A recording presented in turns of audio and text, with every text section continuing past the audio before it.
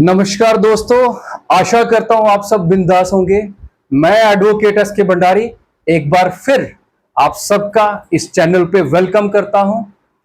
दोस्तों, हमने Indian polity and constitution start किया था, उसमें से हमने कई इंपॉर्टेंट टॉपिक जो है कवर किए। लेकिन आज का जो टॉपिक है वो टॉपिक करंट अफेयर से रिलेटेड है। जैसा कि आप सब जानते हो कि न्यूज में 2-3 दिन से कंटिन्यू हम सुनते आ रहे हैं बांग्लादेश क्राइसिस, बांग्लादेश बांग्लादेश।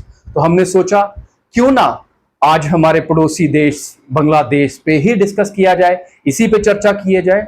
दोस्तों, हम बांग्लादेश को शुरू से शुरू करते हैं। आइए दोस्तों समझते हैं बांग्लादेश पे।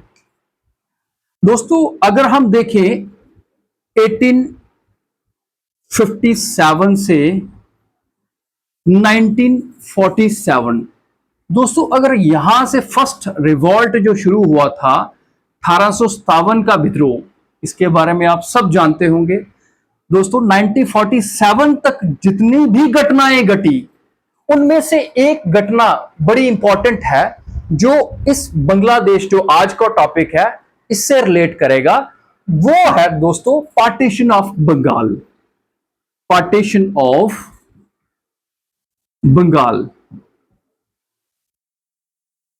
दोस्तों पार्टीशन ऑफ बंगाल जो है ये 1905 में हुआ।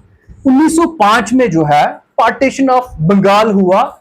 जो पार्टीशन ऑफ बंगाल था ये किया गया था बाय लॉर्ड कर्जन।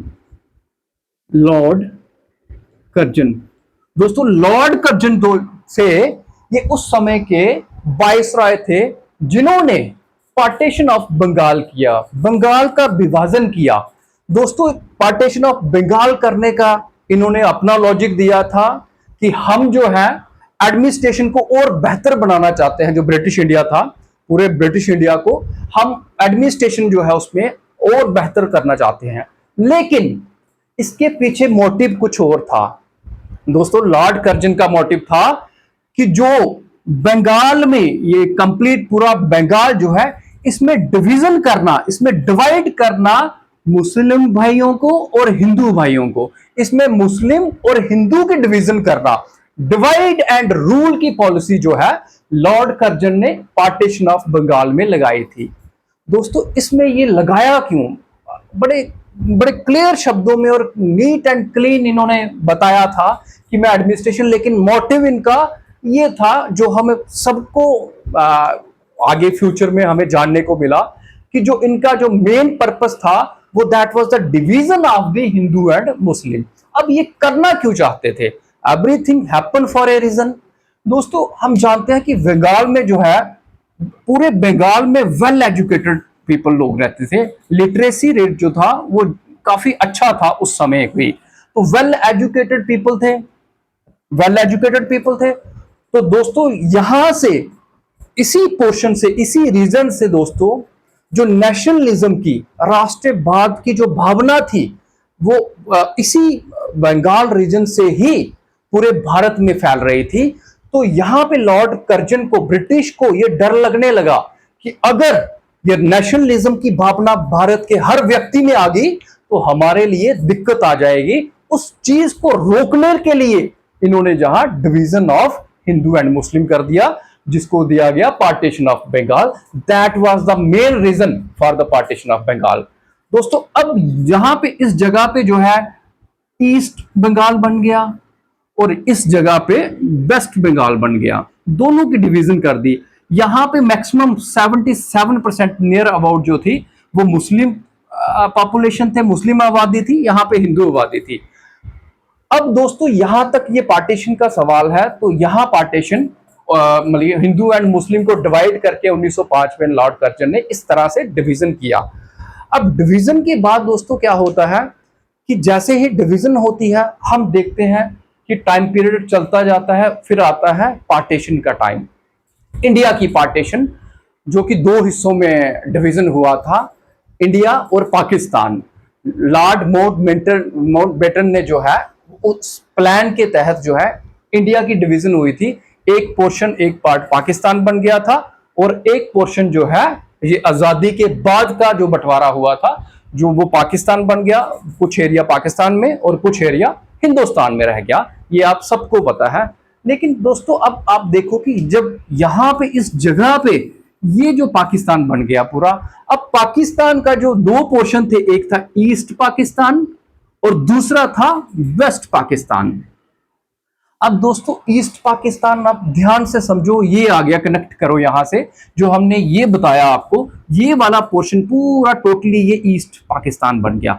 अब यही जो ईस्ट पाकिस्तान है आज का बांग्लादेश है, जो आज का बांग्लादेश है यही है ईस्ट पाकिस्तान जो है वो आज का बांग्लादेश बना। अब ये बना कैसे, इस चीज को समझो दोस्तों। दोस्तों एक समय की बात है जब पाकिस्तान में, जब आजादी के बाद जिन्ना ने पूरे एरिया पे, पूरे एरिया जितना भी पाकिस्तान का एरिया था उनका अपना रीजन, पूरे कंप्लीट एरिया पे उर्दू लैंग्वेज इंपोज कर दी। जब दोस्तों उर्दू लैंग्वेज इंपोज की तो ये ईस्ट जो पाकिस्तान था ये इससे सेटिस्फाई नहीं थे, ये बंगाली थे, इनको अपनी भाषा बंगाली में ही ये बातचीत करते थे। तो इनको जो जिन्ना का, जो जब पाकिस्तान उनका जिन्ना के अंडर था, तो जिन्ना ने जब ये डिसीजन लिया तो यहां के ईस्ट पाकिस्तान के लोग इस डिसीजन से खुश नहीं हुए, जिसकी वजह से यहां पे एक लीडर उभर के आता है जिसका नाम है शेख मुजीबर रहमान। शेख मुजीबर रहमान जो है यहां पे लीडर आते हैं उभर के।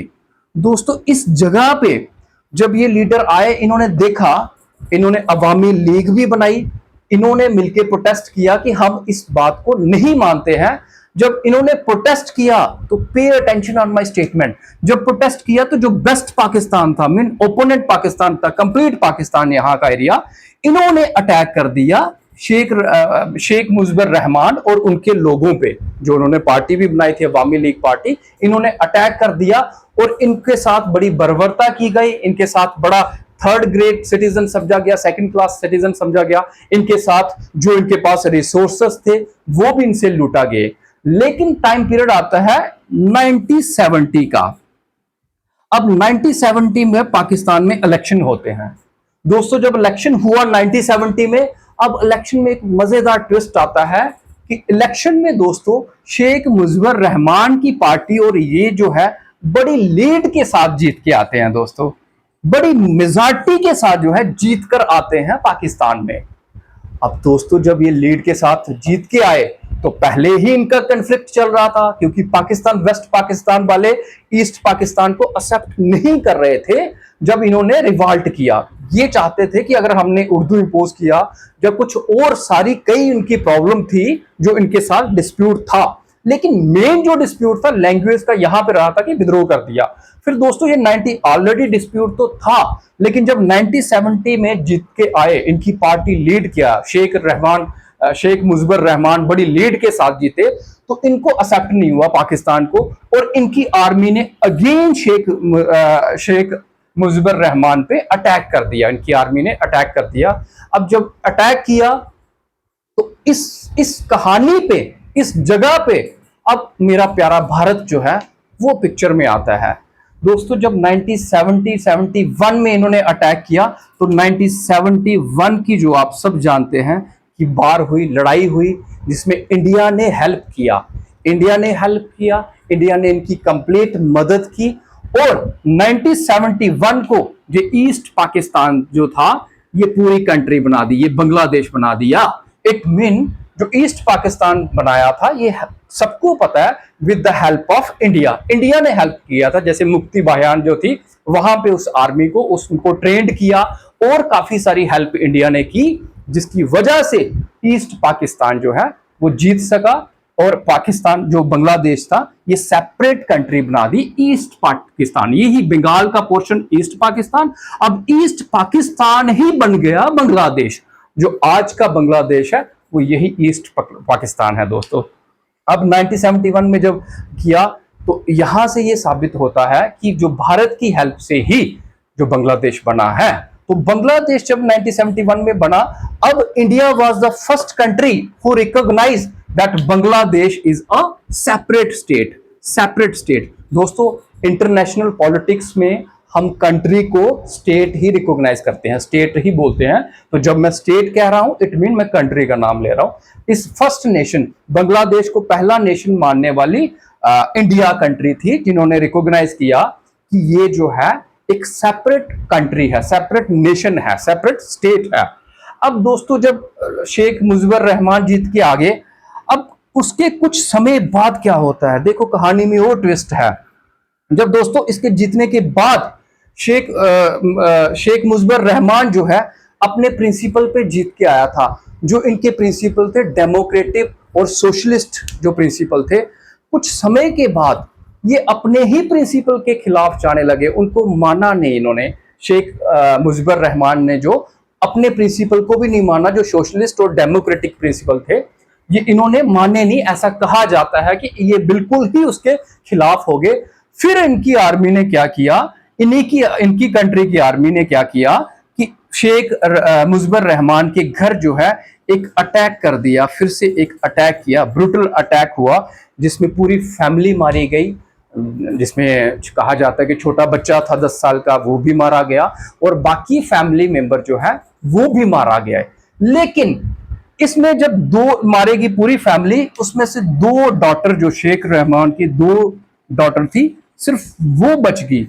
वो इसलिए बची, वो उनको नहीं मारा गया क्योंकि ये घर पे उस वक्त नहीं थे, ये उस वक्त जर्मनी में थे, वेस्ट जर्मनी में थे, जर्मनी में थे, इसलिए ये बच के। ये दोस्तों आज की शेख हसीना और दूसरी शेख रिहाना, ये दोनों बहनें जो थी ये बाहर थी, इसलिए ये बच गई। बाकी पूरी फैमिली को उन्होंने मौत के घाट उतारा था, बड़ी बुरे तरीके से मार दिया, पूरी फैमिली को इन्होंने, आर्मी ने मार दिया। तो इस तरह से शेख मुजीबुर रहमान की लाइफ का एंड यहाँ पे होता है, इनको यहाँ पे मौत के घाट उतारा गया था आर्मी के द्वारा। फिर दोस्तों उसके बाद वक्त चलता गया, वक्त आता गया और वक्त के साथ समय भी, वक्त के साथ वक्त बदलता गया और फिर वक्त आता है 1990 का। लास्ट में अब 1990 का वक्त जब आता है, अब फिर 1990 के इलेक्शन में 99 बांग्लादेश में ही शेख हसीना जो है ये जीत कर आती हैं और प्राइम मिनिस्टर बनते हैं बांग्लादेश के, फिर बनते हैं बांग्लादेश के। इस तरह से ये फिर आगे बनते हैं, कई बार फिर 2-4 बार बीच में नहीं बने, फिर से बने, अब लेटेस्ट बने थे। तो इन्होंने, ऐसी बात नहीं है, काफी डेवलपमेंट भी की, इकोनॉमी की डेवलपमेंट, ग्रोथ इनकी अच्छी चल रही थी। अब पिछले दिनों हमने देखा था कि इकोनॉमिक डेवलपमेंट में बांग्लादेश बड़ी ठीक अच्छी डायरेक्शन में जा रहा था, लेकिन इनकी कुछ पॉलिसीज की वजह से ऐसे कहा जाता है कि ये लोगों को मतलब प्रोटेस्ट नहीं करने देती थी और जो ओपोनेंट पार्टी है उनको भी अरेस्ट करके रखा था। तो कोई डेमोक्रेसी का इतना नाम नहीं रहा था बांग्लादेश में, ऐसा कहा जाता है, ऐसा माना जाता है। तो ये दैट वाज द स्टोरी कि ऐसे इस तरह से पाकिस्तान बना और इस तरह से शेख हसीना जो है यहाँ पे हुआ। अब दोस्तों प्रेजेंट सिचुएशन क्या है, अब प्रेजेंट क्या दिक्कत आ रही है, क्या उसमें जो क्राइसिस है मेन बांग्लादेश में वो किस वजह से है, आइए अब उस चीज को समझते हैं, उस पॉइंट को समझते हैं। दोस्तों जब 1971 में जो फ्रीडम फाइटर थे, इन्होंने जो जंग लड़ी थी, इनके जो डिसेंडेड मीन इनके जो बच्चे थे, आगे उनके जो बच्चे थे, इनको गवर्नमेंट एम्प्लॉयमेंट, इनको गवर्नमेंट जॉब में जो थी वो रिजर्वेशन दी जाती थी। सारा यहां पे इशू आया रिजर्वेशन का।